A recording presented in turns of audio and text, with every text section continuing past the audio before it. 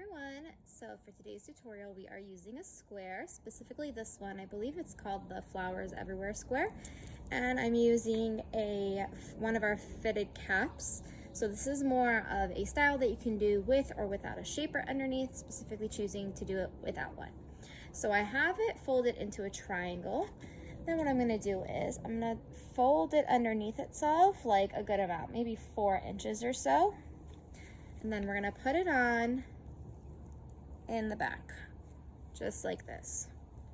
We're going to bring these two tails up and we're going to make a knot. And not super tight, just very loose.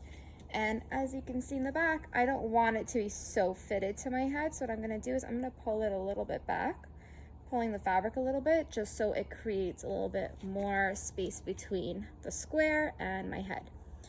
I'm going to fold these portions into itself. Then we're going to take this piece, and you can take it and tuck it into either side. I'm going to tuck it into my left side.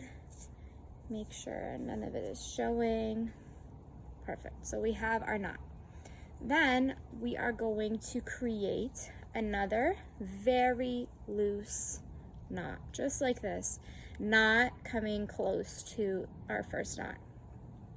Then when we have that, we're going to bring both tails to the side, and then it creates this really nice effect on the side.